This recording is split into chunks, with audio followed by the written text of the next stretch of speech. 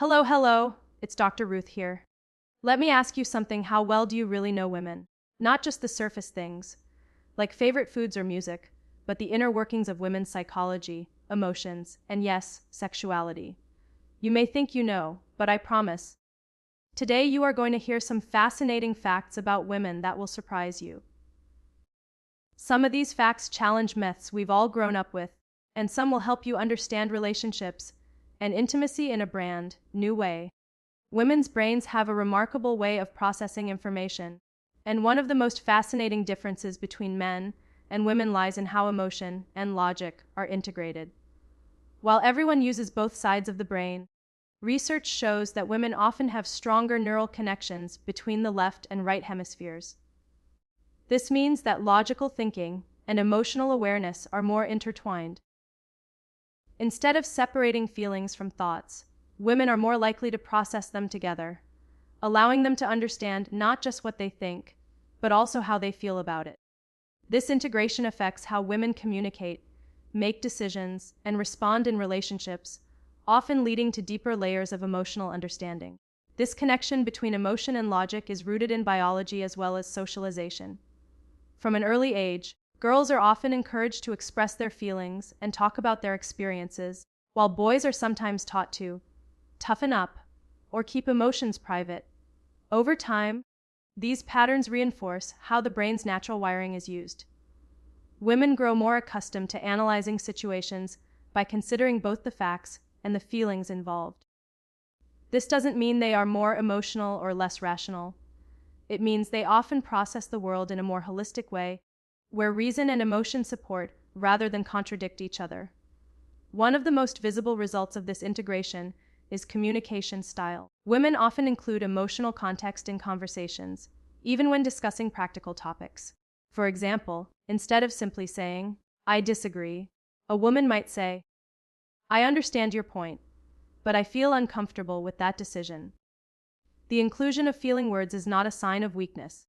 It's a reflection of a thought process that values emotional data as much as logical reasoning. This can be especially powerful in relationships, where understanding how someone feels is just as important as understanding what they think. This emotional awareness also extends to memory. Studies have shown that women are more likely to remember details about events that have emotional significance. They might recall not only what was said, but also the tone of voice, facial expressions, and even the physical sensations they experienced at the time. This heightened emotional memory can be a strength in relationships and social interactions, allowing women to pick up on subtle cues and respond with empathy. However, it can also mean that hurtful experiences linger longer, which is why emotional resolution and clear communication are so important. Decision making is another area influenced by this emotional, logical integration. When faced with a choice, women are often more likely to weigh the emotional impact on themselves and others alongside the practical outcomes. This approach can lead to decisions that prioritize harmony, fairness, or long-term well-being over short-term gains. For example, a woman might decline a lucrative job offer if she feels it will negatively affect her family life or emotional health. To some, this may seem less logical, but in reality, it reflects a broader and more balanced decision-making process that values emotional well-being as part of the overall equation. The way women integrate emotion and logic also plays a role in conflict resolution. Because they are attuned to both the facts and the feelings in a disagreement, they may seek solutions that address emotional needs as well as practical concerns. This can make them effective mediators and communicators. For instance, during an argument, a woman might not only address the specific issue at hand, but also try to understand the underlying emotions driving the conflict. By acknowledging and validating those feelings, she can often help resolve the issue more effectively. This dynamic is not just limited to personal relationships, it also shows up in professional and social contexts. Women leaders, for example, often use emotional intelligence to build trust, foster collaboration, and motivate teams. Their ability to sense and respond to the emotional climate of a group can make workplaces more cohesive and productive. This skill is increasingly valued in leadership, education, healthcare, and other fields where understanding people is as important as solving problems. It's important to note that while these patterns are common, they are not universal. Not every woman processes information the same way, and not every man is less emotionally aware. These are tendencies, not fixed rules. Yet, understanding them can help improve communication and strengthen relationships. Recognizing that a woman might naturally integrate feelings into conversations or decisions allows partners, friends, and colleagues to engage with her more effectively and respectfully. It encourages deeper listening, more thoughtful responses, and a greater appreciation for the complexity of human thought. This blending of emotion and logic is not a weakness or a flaw. It is an adaptive strength that has helped women navigate complex social environments, build strong relationships, and make thoughtful decisions throughout history. It reflects a brain that values both data and empathy, both reasoning and connection. It shows that intelligence is not just about analyzing facts, but also about understanding how those facts affect people. And it reminds us that human thinking is at its best when it combines the head and the heart, not when it tries to separate them. Female desire often follows a rhythm that is different from what many people expect. And this difference is one of the most misunderstood aspects of relationships. Instead of working like an instant switch, desire in women often develops more gradually, like a dimmer that brightens over time. This does not mean it is weaker or less important. It means that the conditions surrounding intimacy play a large role in shaping how desire arises. Emotional safety, feeling valued, and a supportive environment can all act as sparks that slowly build into stronger feelings of connection. Researchers who study human behavior have found that women's desire is often responsive rather than spontaneous. Spontaneous desire is the kind that shows up suddenly without much prompting, while responsive desire tends to grow once certain conditions are present. For many women, desire is not always the first step but comes after feeling close, cared for, or relaxed. This is one reason why stress, fatigue, or unresolved conflict can have such a strong impact. The mind and emotions are deeply linked to the body's sense of readiness, and when those pieces are aligned, desire is more likely to flourish. Cultural expectations have long created confusion around this subject. Many people assume that desire should appear quickly and intensely, and if it doesn't, something is wrong. In reality, women's experiences show that it is completely natural for desire to build slowly. Instead of focusing on speed or intensity, it helps to understand the quality of the connection. When women feel secure and appreciated, the emotional atmosphere can create the foundation for attraction. This perspective shifts the focus away from pressure and toward understanding, which benefits both partners. Daily life can play a bigger role than many realize. Simple gestures of kindness or partnership can have a significant effect on how connected someone feels. For example, sharing household responsibilities or showing appreciation for small efforts can make a woman feel respected and supported. These seemingly ordinary actions are not trivial. They influence how safe and valued she feels in the relationship. And those feelings often carry over into the way desire is experienced. It is not about grand gestures alone, but about consistent care that builds trust over time. Emotional connection is another key factor. Many women report that feeling emotionally close to their partner is just as important, if not more important, than physical attraction. When conversations are open, supportive, and attentive, that emotional closeness strengthens the bond. This closeness then becomes the pathway through which desire can naturally grow. A partner who listens without judgment, validates feelings, and communicates openly can create an atmosphere where attraction is nurtured rather than forced. It is also worth noting that women's desire is strongly influenced by context. If the environment feels rushed, tense, or full of distractions, it can be difficult for desire to emerge. On the other hand, if the atmosphere feels calm, relaxed, and safe, it is easier to shift focus and become more attuned to connection. This is why relaxation, time together without interruptions, and opportunities to unwind can play such an important role. Desire is not something that can always be summoned at will. It grows in the right conditions. There is also great variety among women. While some may experience desire quickly and spontaneously, others may find that it almost always follows feelings of connection and relaxation. Both patterns are completely natural. The challenge comes when one person expects their partner to experience desire in the same way they do. Understanding that people have different patterns allows for patience and empathy, which reduces frustration. Instead of assuming that a slower build means disinterest, it helps to see it as a natural rhythm that deserves respect. Stories from real life make this point clear. Consider a woman who explained that she rarely felt desire during stressful weeks. However, when her partner helped with responsibilities and then simply spent time with her without distractions, she noticed that feelings of attraction returned more easily. Another woman described how thoughtful conversations throughout the day made her feel connected, and by evening, that sense of closeness translated into desire. These examples show that desire is not disconnected from daily life, it is woven into it. This understanding has important implications for relationships. Instead of pressuring desire to appear on demand, couples can focus on creating the conditions that allow it to grow. Patience, kindness, and empathy become essential tools. Small gestures of appreciation, consistent emotional support, and shared responsibilities all add up to create an environment where desire can naturally build. By recognizing the role of context and connection, couples can avoid unnecessary misunderstandings and instead deepen their bond. The idea that desire is a gradual process also highlights the importance of communication. Open conversations about what creates comfort and closeness can help partners understand each other's needs. Rather than guessing or making assumptions, talking about these factors allows couples to work together. These conversations may feel awkward at first, but they are essential for building a stronger and more supportive relationship. When both partners understand that desire has different rhythms, they can adapt with compassion instead of frustration.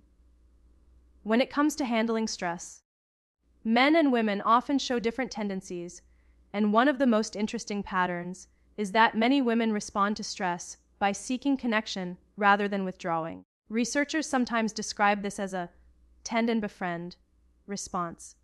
Instead of shutting down, women may look for comfort through talking, sharing, or spending time with people they trust. This is not just a matter of personality. It has roots in both biology and social conditioning.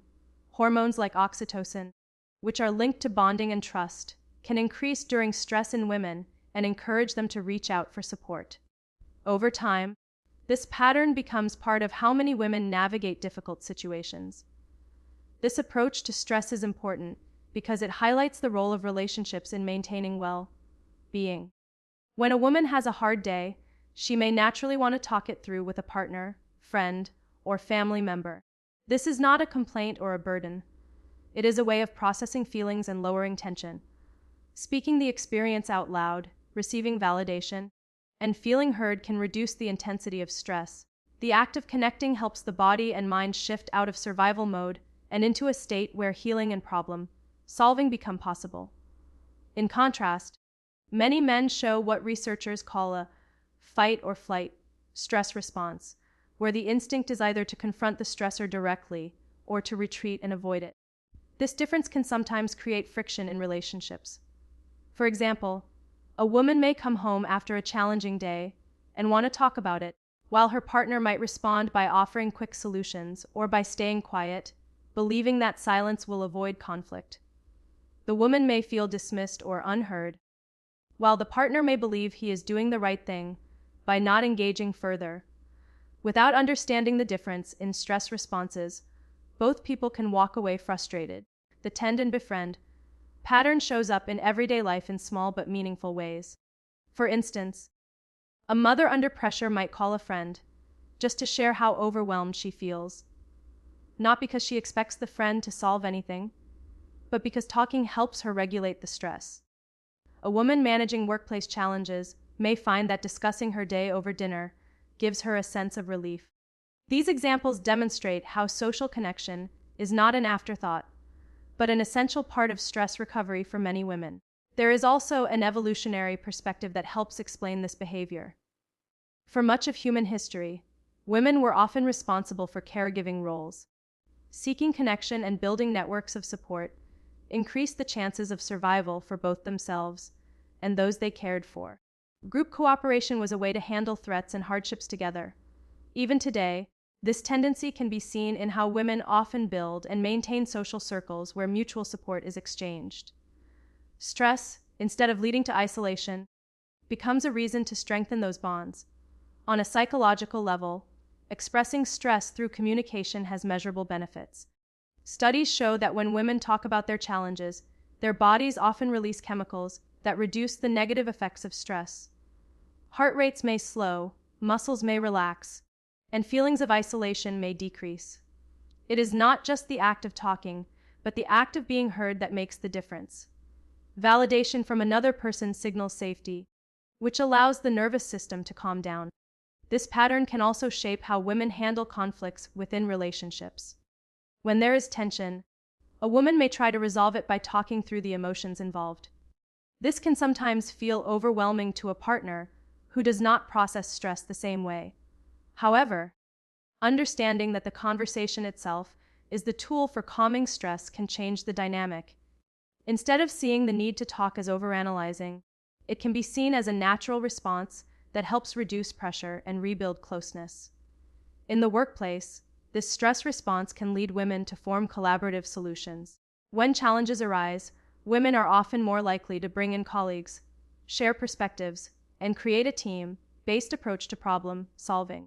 This behavior not only reduces individual stress, but also strengthens group outcomes. Collaboration becomes both a coping strategy and a practical advantage, showing how personal psychology can shape professional success.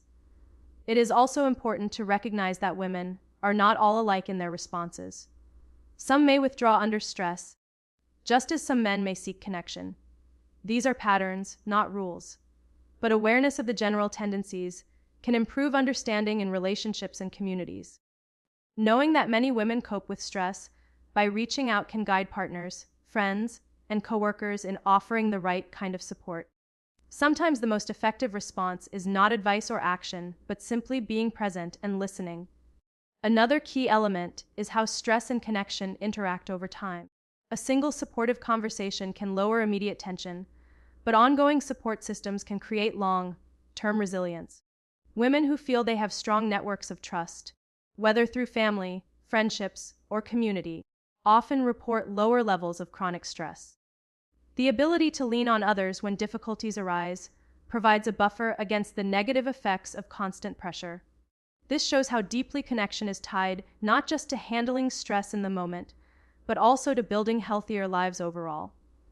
Women's experiences of physical responses related to closeness and connection are highly diverse, and one of the most fascinating aspects of this diversity is how variable those responses can be.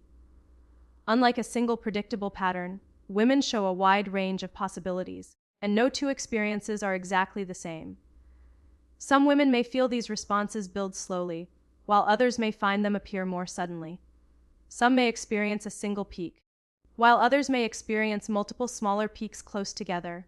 This variety is natural and reflects the complexity of the body and mind working together. For a long time, there was a misconception that there was only one normal way for women to respond, but research has shown that this is far from true. In fact, the range of possibilities is so broad that what works for one woman may not work for another, and what works at one time in life may change later. Hormonal shifts, emotional states, stress levels, and relationship dynamics all play a role. This flexibility makes women's responses unique to their circumstances, and it highlights the importance of understanding that there is no universal standard that every woman should match. One important element is how context influences responses. For many women, the situation, the level of comfort, and the sense of emotional safety can all affect how the body reacts. The same woman may notice very different experiences depending on her environment or her state of mind.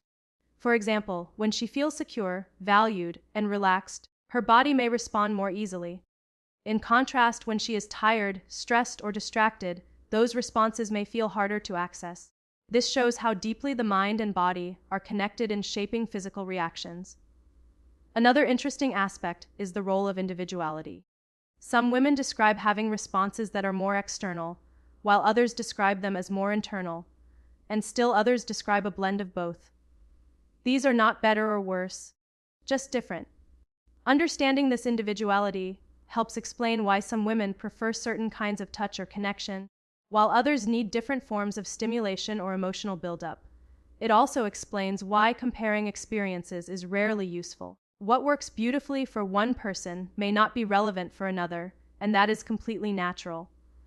The variability also extends to frequency and intensity. Some women may experience responses often and with ease, while others may find them less frequent or more challenging to reach. Both patterns are normal. The body's ability to respond is influenced by many factors, including circulation, hormones, psychological state, and even cultural attitudes. A woman who grows up in an environment where her feelings are validated may find it easier to relax into her experiences, while someone who grew up with messages of shame or silence may find responses less accessible until she learns to feel safe and open. Life stages also bring changes. During adolescence, responses may feel unpredictable as hormones fluctuate. During adulthood, stability often increases, though life circumstances such as pregnancy, parenting, or high stress can influence the pattern. Later in life, responses may shift again with hormonal changes, but they rarely disappear.